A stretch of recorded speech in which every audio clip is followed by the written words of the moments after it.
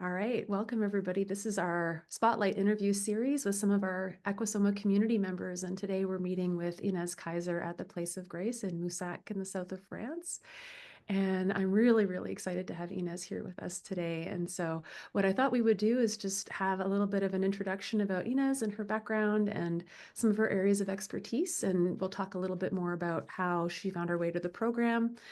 For those of you who are in our program, and even for those of you who are just interested in general, some of the things that Ines has in her scope of practice, in her toolkit, in her wisdom and areas of knowledge that she offers consultation and support about. And also some of the really great initiatives that have been coming out of Ines's own farm and her own spirit and inspiration over the last little while, and especially some current projects that she's got going on. So without further ado, Ines, I'd love to hear, just a little bit more if you'd introduce yourself to our audience, and we'll go from there. Yeah, I'd absolutely love to. And thank you for having me for this, Sarah. It's great to be here with you. And yeah, thank you for the introduction you already provided. So I am here in the south of France at my farm that I call the Place of Grace. And I've been here now for the last 6 years or so. And I live here with a small community with 2 other women and a lot of animals. I think with the equines, I stopped counting when we hit 30. But we're also kind of experiencing a little bit of an expansion of our equine herd. And at some point, I hope that this is the intention, that this will balance out again, because we had 7 foals in this year, 7 births. And that's been a thrilling experience. And I am nowadays, I don't even know what to call myself anymore. I found this really difficult. Maybe you know this. Well, for sure, I have been in the field of personal development and therapy in the last 25 years. I started out with a training in core energetics, which is body-oriented psychotherapy. When I was in my early 20s, I got interested in that fairly early in my life through my own crises, of course. And ever since, I've been on this journey. And initially, it started with our equines, because before I got into therapy, I wanted to be a professional horse trainer. And I started out with that. So I tried. And I realized quickly that horses often in this context are not really seen as beings, but they're instrumentalized. And so that was the reason why I quit that path and I went into therapy. Stuck to that for a while until I discovered, well, maybe it's interesting to combine the therapy with the equines again. And when I realized that, like a really big wide path opened. And that was about now, I think 15 years ago, roughly. And I started out with a training in Epona Quest with Linda Kohanov. And at the same time, I felt like, okay, this isn't quite deep enough for me. I love nuance and I love asking the why questions. And I love also the collaboration of different realms. So I love the physical realm and the clarity it can bring and the questions and the science and all that. And I also love the spiritual realms. And I always felt like, okay, the one cannot be without the other. And to me, this has really become a little bit my what do you call it? This is my dharma to really bring these realms together. And so when I started an equine therapy school with a friend of mine in Luxembourg, I quickly felt like, okay, there needs to be a next step. So what am I going to do in terms of training? And then I discovered SE and realized quickly that SE was actually a quite natural and organic continuation of the psychotherapy that I had already been doing.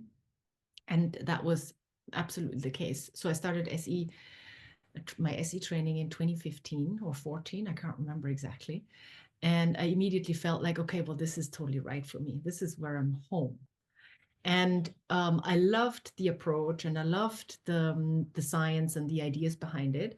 What I didn't like so much, I must admit, is the hierarchy and the structures that are present in some SE communities, and it's not the same everywhere. And to be honest, at some point I just thought, okay, well, I'm just getting some of the skills I'm interested in this training. And then, like I don't need to even finish it. And that's when I met you. And that was in 2016, I believe, if I remember correctly, when you came to Germany for a conference. 17. I think it was Okay. 17. Yeah, That's 2017. incredible. Yeah.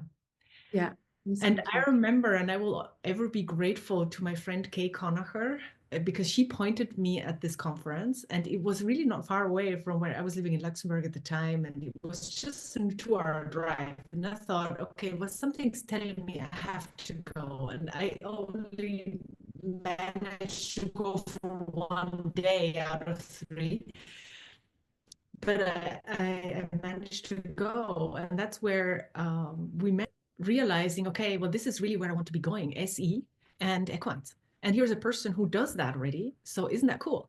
So I remember telling you, I think, that I'm buying a horse farm in the south of France. I haven't moved yet, but once I have, please come to my farm to teach.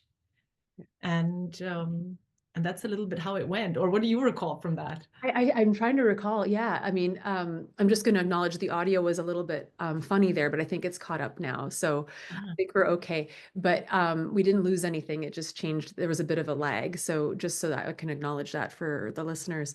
But when it comes to that conference, I'm trying to recall, I think that sounds about right because it was the summer of 2017.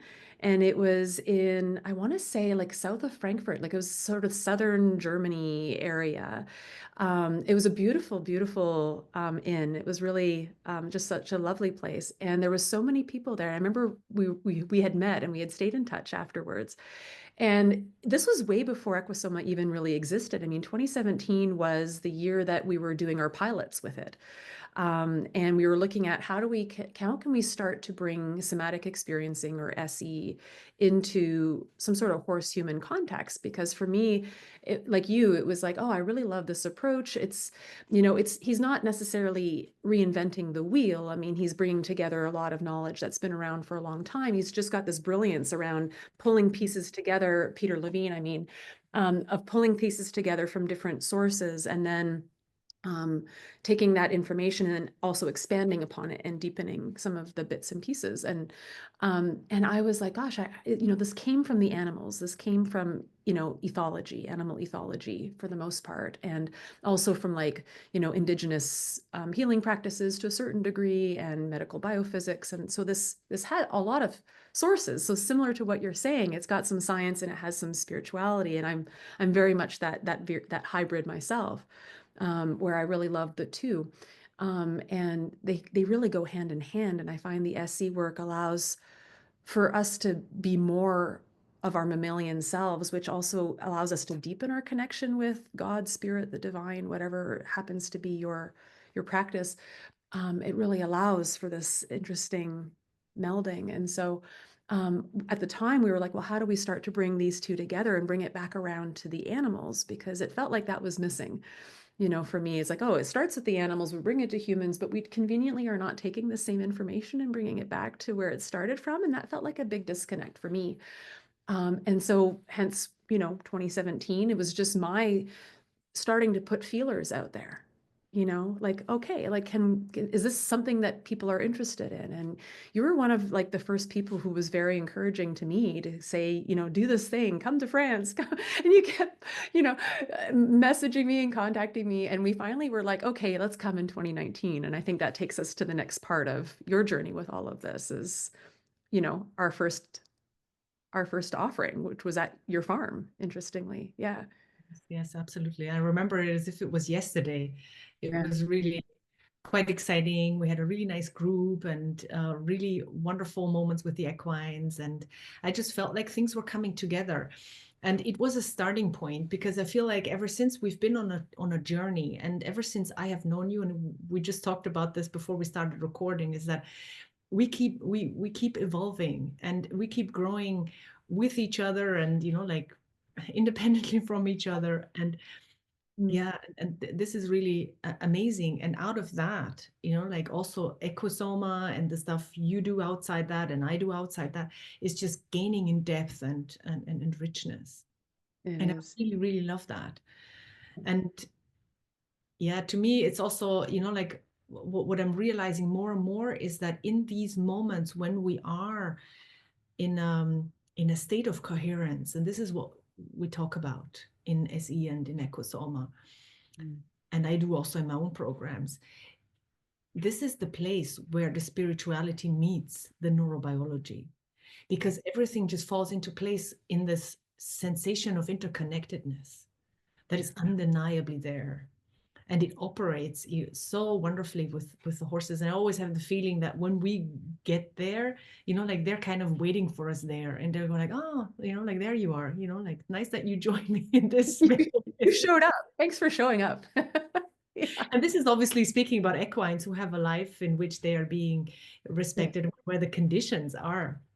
Well, so let's talk a little bit about that. Yeah, could we speak about that? Because one of the big things is that I know with a nervous system oriented approach, there can be the misinterpretation that we talk about this in the training a fair bit, that it's not just an inside job. So there can be the misimpression that, oh, when we talk about like healing nervous system patterning and growing capacity in the nervous system and helping the physiology to shift means that the external structures or the external challenges that are there don't need to change, that absolves, the outside from having to be different, that somehow we can get better at tolerating bad circumstances, so to speak, to make it oversimplified. And that's not necessarily the case. I mean, the two things are true, and plus it's complex, and so, because we're so ethologically driven, which is about looking at the science of animals in their natural habitats and how evolution, evolved to support certain behaviors that support thriving, and what happens when those conditions are not there. When we look at that, there are differences.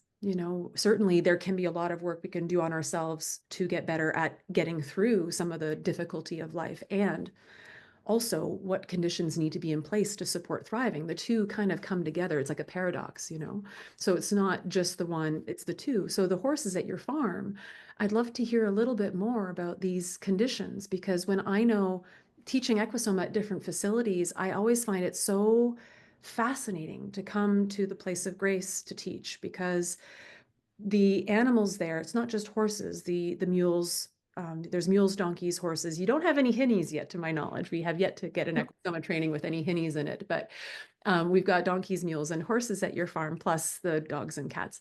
The equines at your facility have a very ethologically informed life that is aligned with what equines evolved to have, that supports their best welfare, I suppose, so to speak. And so I'd love to hear a little bit more about how you have supported that, or how that's driven some of your, yeah. Yeah, absolutely. And I find this absolutely fascinating, and I couldn't agree more with what you just said. I just want to start out with that. And then with the equines at my place, I remember even when I was a child and I started being with horses, I always wanted to see them out in the field, because kind of quite intuitively, I kind of sensed that being locked up in a stall, that wasn't what they were happy with. And ever since, I mean, I have had horses ever since, since age of like 12. So I don't know life without horses, own horses really. And to me, this dream had started to grow to really create a place where the equines can live in conditions that are as close as possible to something natural. And of course, we're still in a domesticated context. And I believe that, and this is just a small bracket, that left alone, that they have a relationship with us, is changing also their inner makeup, because they're interacting with another species. So there's this interspecies context. And yet what I think some of these basic conditions are, what they need is, first of all, have enough space to be and to live in, and to be, my horses never are never locked up in a stall, unless they're ill and they need to go to the clinic, for example. That's super exceptional. But otherwise they live in a herd. So they live in a group, and the group is sufficiently large so that they can choose who they like to be with. And I can clearly see that there's preferences. And then there is sometimes patterns that I find quite interesting, where like some equines are spending time together very often, and then others not so much. And then all of a sudden there is a shift and I see two of them together. And I'm like, all right, I don't see you two together very often. So there is this variety, and that keeps them also stimulated. And when we talk about enrichment, for example, that is the social interaction is really, really important. And also the way my farm is organized is that they have different spaces they can go to. So there's a small forest, there's a track system, there is the feeding areas, there is the river banks where they can find also quite different plants and leaves from the trees, and also a very different terrain where it's more up and down and having to go over fallen trees and stuff like that. So the farm is actually quite, there's a lot of variety of that. Mhm. And one of the components that is really important is also the interaction with the humans, because what is really dear to me is when I'm welcoming people for therapy sessions in my farm, for retreats, and for courses. And in that, I would like my equines to be free to choose if they want to come and interact or not. And this is one of the most powerful settings I have experienced in this kind of context, because we know that when they come and they interact with us, that it's really their choice. And it's not because I put a halter and a rope on them and ask them to be nearby. So the relationship with the humans is also a really important factor to their well-being and to how attuned we are, and in also receptive to their needs. I mean, for me personally, I've lived with my herd so long that in the morning when I go down to see them, I know if they had enough hay or during the night or not. I read that in their behavior, and it's like as if they know that. And when I interact with them, and sometimes there are situations where they're in a context where I'm asking something of them that they would naturally not choose. For example, getting their teeth done is not something very comfortable, but there's so much relationship that it's okay. There's enough of this trust, and we know each other, and also me being there with them when they're having this experience, that it can be totally okay. And this is something that I find really important, because having equines and giving them choice doesn't mean that we're not setting boundaries anymore, or we're not sometimes also placing demands on them. And that can be really okay. It's a question of how we do that. And it's really, really important. And it carries over into horse training. And I haven't been a horse trainer in a long time professionally, but I have had my own horses, and I've been ever curious of how to transition from something that is maybe a more like a horsemanship, like the human is telling the animal what to do type of approach. And not all horsemanship is like that, of course, but that's just one example.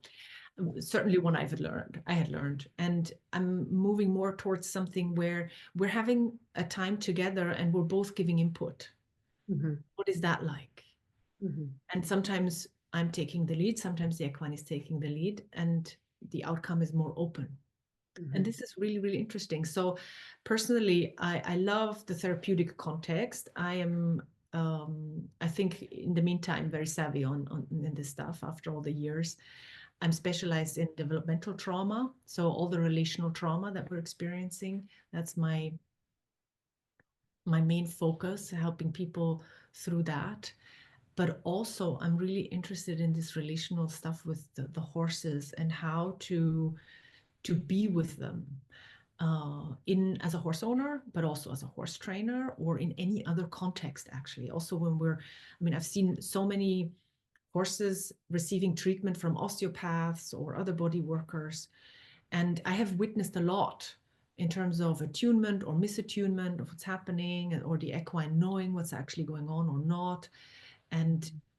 And so, and also with farriers and vets and all of that. I mean, all these areas are, I think we are touching that with what we are also teaching, because it's so much about how we're being with ourselves in that, and how we're being with them in that. And that speaks to, I think, the shift that we had early on in the EQUUSOMA model around, at first, I thought it was just going to be how do we bring somatic experiencing into equine-assisted psychotherapy and equine-assisted learning type contexts. And very quickly, it became clear to me that no, this needs to be more like how somatic experiencing is taught, which is it's not just in sort of counseling, psychotherapy, learning, life coaching type environments. I mean, this is also for equine body workers and veterinarians and, like horse training and, like how do we help horses and their owners, and how are we looking at like equine rehab? Like, how are we looking at trauma patterning in these interspecies dynamic type contexts? Because there are so many places, farriers, for example, so many places where there are these reenactments of misattunement and trauma, and the environments are leading to behavioral problems, so to speak. And then, we try to make the horse the identified patient, and we go, well, the horse is the problem, let's fix the horse. And it's like, well, I wonder what would happen if we shifted the conditions, both environmentally, but also relationally in terms of nervous system attunement and regulation. And when we set all those different conditions, what gets to be different? What gets to change? And so it's not so black and white like what you're saying. And it's not just exclusively in equine assisted psychotherapy and learning. And like equine body work changes when we start to apply this information. Like it's so interesting, the broadness of the ripple effects. And so very quickly, EQUUSOMA became much larger than just this one area. It stands to affect a lot of different areas where equines and humans come together. So I love that you're naming all these different areas, because I know at your property too, in more recent years, one of the things you've started doing more of, because you've always had rescues at your facility since you bought the farm. And I know more recently you've been having more intentional work, I think, with Maureen Velleman, who has been doing some equine rehab at your property. And so now there's even more of a focus of helping equines that have been at a rescue facility come to your place, get an ethologically informed experience of life, and with a herd in environmental settings and in relational settings where all these principles are applied, and these animals getting to be rehomed, and finding, better homes that are following this very ethologically EQUUSOMA SE informed rehab process. Yeah. So I don't know if you can speak more to that, but what led to moving in that direction? I'm curious.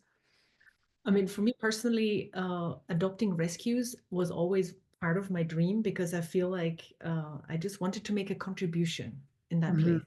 Yeah, And I took in some rescues myself when I moved to the farm, and they're part of my herd today. yeah, And I realized quickly that I cannot keep doing this. At some point, my capacity has a cap, and I yes. cannot take like on equines endlessly. And I was continuously looking for opportunities to collaborate with animal protection places. And there's one nearby where we live now. And I think it was 2 years ago we reached out to adopt one of the mules from their place. And was also with the intention to creating a bit of a connection, so they get to know us and they get to know what we're doing. And then we very concretely approached them and said, like, okay, well, this is what we can do for you. Like, they have something like 200 equines. They're not very savvy when it comes to training. So a lot of the equines they have experienced trauma, or are just super inexperienced, or have not been handled much. And so with this, they're very difficult to find new homes. Mhm. And so the intention behind this project is to basically take them in, bring them to our place for a while, and help them to be more experienced with how, like how to be with humans. And I mean, we haven't been down the road very far with this project. I mean, it's only started really this year, that we had the first equines come to our place, but it's been very successful. I mean, the two horses Maureen took from the rescue place, they found new homes, and they have changed incredibly in the time here. So this is really very joyful for me to see that. And I feel like it seems like this is the right direction to make a contribution, Yeah. because we're kind of this link between the animal rescue and the new homes, and we can really ensure that this transition happens in the best possible conditions. And it's been quite successful so far. So I really love that. I think one of them was a mule too. I think she had some rehab with one of the mules, and there was, I Yes. think, a horse as well. I think there's been a few different ones that have been going through this experience. Yeah. Yes. The Yeah. mule, we're still looking for a new home, but Yeah. for sure the mule has made a huge transformation. She was absolutely like dangerous with kicking, biting, like people at the refuge, they couldn't even take her out of the paddock anymore. And now, like we can even go bike ride with her, and it's there's been a lot of change. And what we also do is we really look at, we do animal communication with all of these animals to just understand a little bit more of what they need. And this just ties in beautifully with the other stuff that we do, because often it gives just additional ideas and elements. And I always invite that, like if one idea comes through in one realm, we always need to also validate it in the other realm. So these realms need to continuously collaborate. Yeah. And that's really been beautiful. And it really teaches us, I find, to be better humans. I don't know how else to put it. And Mhm. to me, this is also the place where I am motivated to contribute in helping humans to find more community. And this Mhm. is sort of a new project that I have been pursuing when it comes to helping people to understand. So like a lot of people nowadays, I don't know what's like in North America, but definitely in Europe, people are talking about communities, and they don't want to live alone, and get out of isolation. And particularly since the pandemic, this has been a trend. However, a lot of people who have seriously tried to be in a community, they have also experienced that people tend to be very idealistic, and then very quickly when it comes down to very practical things, particularly when our trauma stuff comes up, often the community project ends very abruptly. And so I've been very curious about this because that's also my experience. And so I was wondering with a number of other people, how can this work? And so the idea is to basically, now with a group of German colleagues, we're putting out there a space, an online space, in which we are inviting people to join who are interested in this topic, and we're opening spaces where we discuss and where we give input, and like how to be in relation, and what is the relational culture of the future. This is what we call it. Yeah. And what, like, with this idea of when we come closer together and we're not in this individualistic mindset and world and capitalistic world where everybody just looks out for their own needs. So how does that work? And what happens when our stuff comes up? Because it will.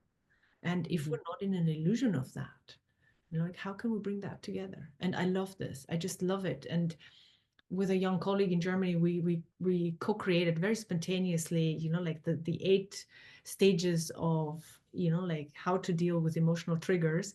And I think that could be the basis of a book. And Yeah. sometimes I feel like when collaborating with others, like with a team, I mean, the creativity is just, I love it. It's just amazing. And to me, this is definitely the future. And in many ways, we're not quite there yet. But I would love, I mean, one of my dreams is to have a what do you call this? A multidisciplinary team here on my farm, where when people or animals who have experienced trauma come here for help, that there are different practitioners who can help with different approaches. So there's the therapeutic approach, but maybe there are some body workers. I mean, I have experienced that some of the body work I have had the pleasure to receive has been very much a contribution to my well-being and to my trauma renegotiation. And I would love that. I would really love that, where we are not just like individuals as therapists helping others. I mean, now the networks are already building more, where I feel like many people are reaching out to colleagues and there's more exchange, at least in the circles I know. I mean, there's definitely probably a little bit of all kinds of things out there, but I feel like there's a bit of a trend. At least I would like I would like to believe that that we are looking to reconnect and be not so individualistic, and maybe, you know, like do things as a team, as a community, as a tribe. Yeah. How about that? And then there's this one last thing that I find so important, is that for many of us, ruptures have happened with our biological families. Mhm. And if we don't find our tribe of people who really get us, who really are interested in who we are and who understand us, you know, like you always say it so beautifully, being seen, feeling felt, getting gotten. If we have a community of just a couple of people who can do that for us, Yeah. like facing the world out there just becomes so much easier, because we just don't have to desperately look for that in everything else. We can also Mhm. accept more easily that sometimes there's some dissonance in the world, because this is true. This is absolutely a fact. We all experience that. But when I know that there is some people who get me, some people where I feel belonging, I feel a connection, and this is something that is mutual, so I do it for them too, then it just creates so much more resilience in us when we go out there. So that's one of the things I'm really inspired about, and this is totally happening in the groups that come here. Also the EQUUSOMA group, there's always like this feeling that we're building a little tribe, and some of the assistants who have been coming to my place, like we start to get to know each other really well, and the container is getting stronger, and you know, like this feels good. It feels good. Yeah. So there's It's a lovely journey to be on. And it's one of those things where, like you were saying, if you have a family of origin, whether biological or adoption based or what have you, whatever your family of origin thing is, sometimes so often we replay that out when we do find community. And then sometimes communities are built on like a trauma pattern, you know, where it's like, oh, I left this situation and then I went over here in the hopes of finding the very thing that you're talking about, only to find myself in yet another situation where there's another rupture or another harm or another replay of the thing that I know so well. And there's more division that gets created or more turmoil that gets created, and then a disillusionment. And then it's like, oh, well, this didn't work. And so I want to name that can make it challenging. It's like, well, how do we know that what you're doing is any different or what Sarah's doing is any different? And I can't promise that, because people sometimes do come to your programs independently of EQUUSOMA, and because you also have your trauma and quantum spirituality program that you also run. So you've got a lot of really cool stuff that you do outside of the EQUUSOMA kind of umbrella that is so still very aligned with all of it. It's almost like expansion pack stuff is sort of what I've come to call all these things. But like people come and, you know, their experience can sometimes reflect their own projection of, you know, what they've been through and what they've had. And there can be these sort of clashes that happen. And then how are we holding the conditions as best we can to support something different? So it's not that we're immune to something happening, but more about how do we get through it, I think, is more the emphasis for me. And that becomes an ongoing learning as well. Like, how are we trying as best as possible to model the very thing that we try to present and be in the world? And it's an ongoing journey. And there are times that we're, you know, not going to be perfect at it, and times that we are better at it. And we're out there doing this. And I wanted to speak to that because I know you and I have had experiences where we've bumped up against our own stuff with each other, and sometimes in trainings, you know, and it's been gorgeous how it's played out. Like, I am still so moved by moments of rupture that we've experienced in our relationship and how we've repaired it in like these very public ways for the students who have seen it happen. It's not been often. We have such a good relationship.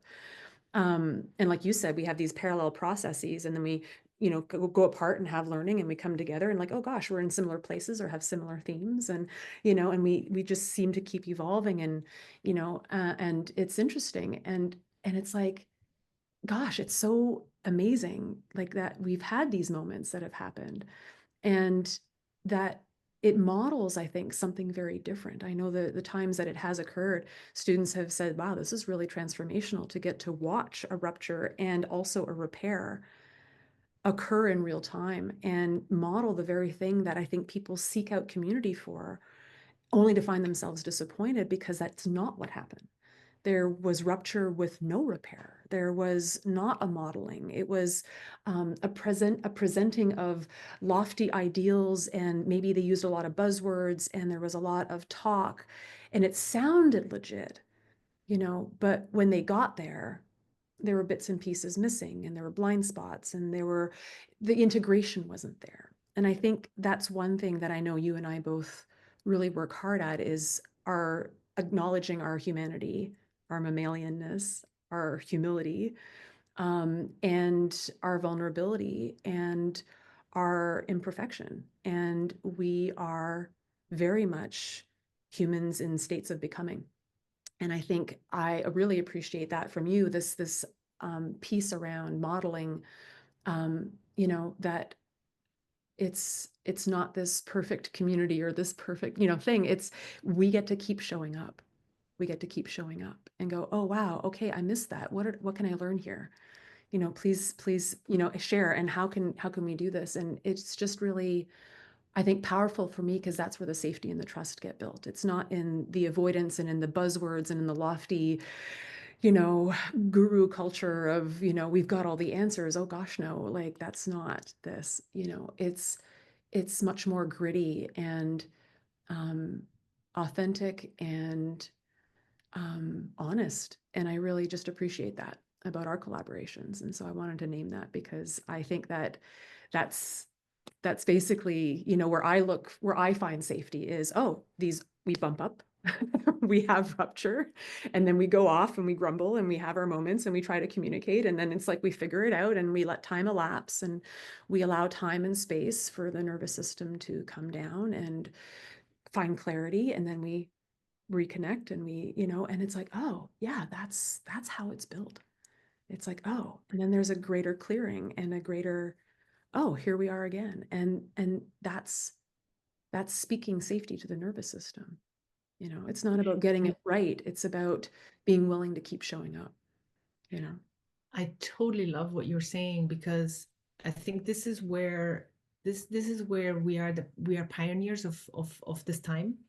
It's not so much of just having the right things to say. It's Yeah. actually how we put into practice. So how we practice what we preach. I don't particularly like preaching Yeah. that word, but like of how we walk our talk. That's maybe nice, That's yeah. because this is essential. And Mhm. this is also for true relationship building. The nervous system has to make this experience.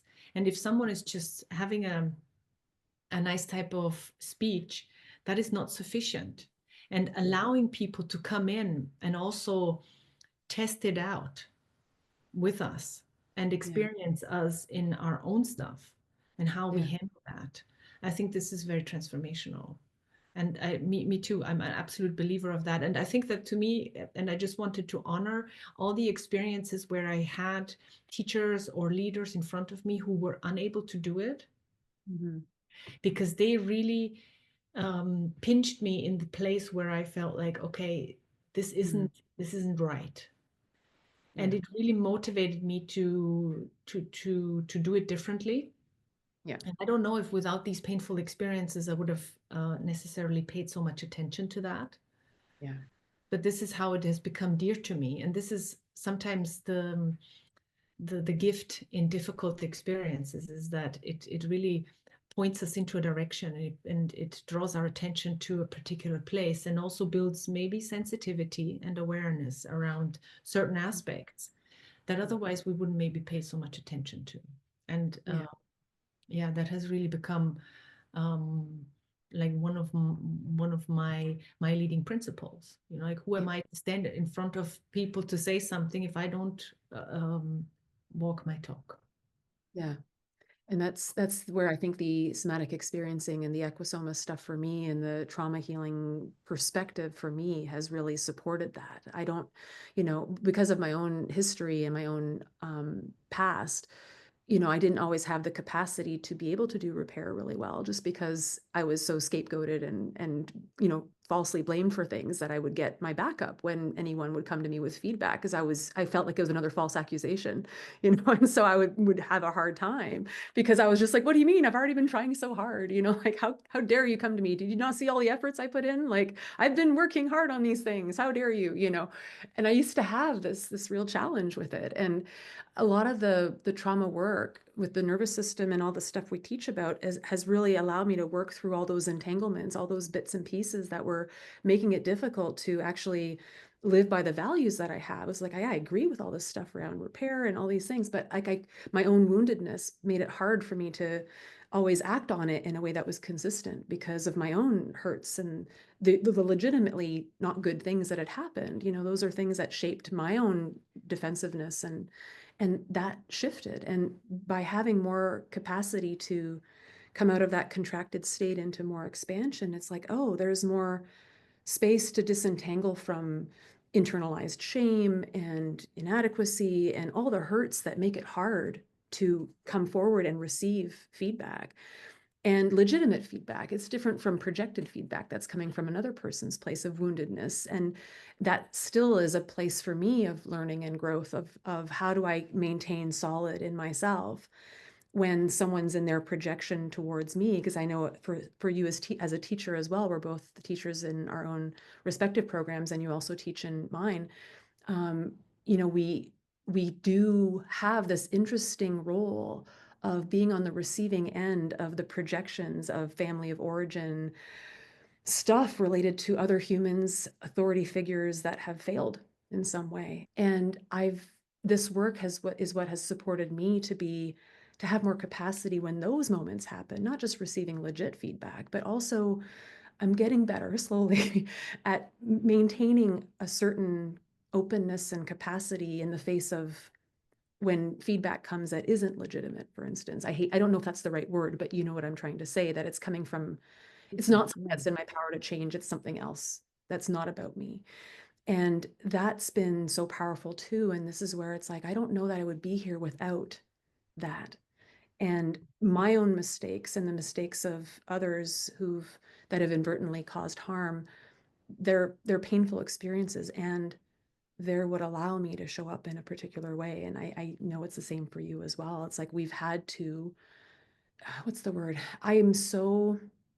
Humility is such an important thing for me. I am not a perfect person, and guru culture is something that I try really hard to move away from. And people seek community out because they're looking for something that they didn't get. And when they're taken advantage of by authority figures or more facilitators or leaders who fail them, it's like just another repeat. And I guess what I'm trying to say here in our interview, Ines, is our shared goal, I find, has been, how do we keep um, cultivating realness in this world that we want to see change? Like, what do we want to see different in the world, and how do we walk that and offer that? It's not always sexy. It doesn't always look fancy. It's not good vibes only and positive vibes only. I mean, there's so much shadow there around, like, let's just turn to this to avoid all the other stuff. I mean, this work is about the two. And I find that there's a real place of trust in that, when you can find community that is able to sit with all these nuances and all these complexities and still show up and go, I'm here. And Yes. that for me is where the safety is built. And that for me is the green flag as opposed to the red flag. Yeah. And we try, and that's all we keep doing is keep showing up. Yeah. And I love what you just said, because I think this is the real art of it, of relationship, is to navigate this terrain that is Yeah. sometimes very complex and layered, Yeah. and to really also honor both parts, and Yeah. to sometimes set a boundary and name something that is very delicate, and do so in a way that I can do it with sort of a feeling of appreciation and respect, and the other one can actually receive it. Yeah. And I'm not pointing my finger, or I'm blaming, or I'm being defensive, or I'm in a reproach, Yeah. but actually inviting awareness to the dynamics that are playing out. Yeah. for all of us. Yeah. And I have found this to be the most relationship building way to be with each other. Yeah. And it really builds trust. And my experiences with groups is that, you know, like we have this experience once and we go like, yeah, you know, now we know how to do it, and then we have it again and we go like, oh shit, there's more layers. And Yes. as we keep going, you know, like we see there's a lot of layers. Yeah. And you know, like something really powerful is building. And this is what I'm here for. This is what I'm in for. And I love Brene Brown for the connection, for the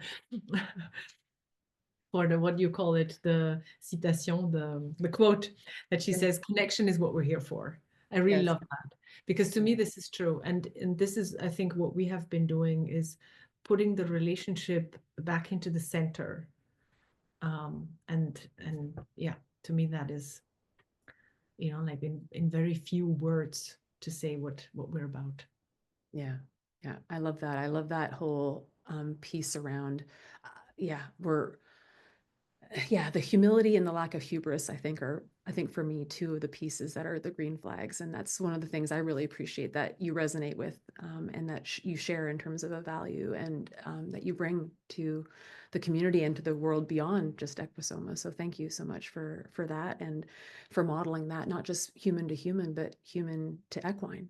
And what does that look like? And so thank you for being a pioneer and a friend and a collaborator and a colleague and an instructor and a training assistant and a proof provider in our program, and all these wonderful areas that our lives intersect. I've been just so blessed and grateful to have you here. And so so I'm really, yeah, there's ongoing learning between you and I that keeps informing my own path and my own journey, and it informs the students and the animals. And it's just been such a beautiful, reciprocal, expansive kind of process.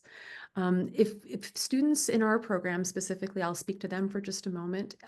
For those of you who are in our program who are looking for case consultations for your credit hours, Ines, would you mind giving a short overview of some of the areas that you like to consult about, so students have a sense of the kinds of things that they might reach out to you for? Yeah. Mhm. Yeah, on case consultations, for example, I can help with like individual consults, like looking at cases, particularly when it comes to developmental trauma, people who have experienced complex trauma, and also the horse-human relationship. When the horse comes in, you know, like pushing on the trauma buttons, the trauma vortices of the human, and how to navigate this terrain. I also consult a lot with people who are in horse training, who implement the EQUUSOMA skills into their practice. And so that's the main areas, really. Like, Great. mm. Good. Wonderful. And what we'll do on the end of this interview is we'll have your website listed there, and we'll put that in so people can go and find out more about you. And yeah, I think that's about it. I'm trying to think. It just feels like such a rich. There's so much more that could be said, and at the same time, je cherche mes mots. I'm not finding the words right now either. And so I think maybe here's a good place to wrap up in terms Yeah, of just. wonderful. I just wanted to say I really received what you said earlier. There's so much appreciation, and I really received that in my heart. And all I can say is right back at you.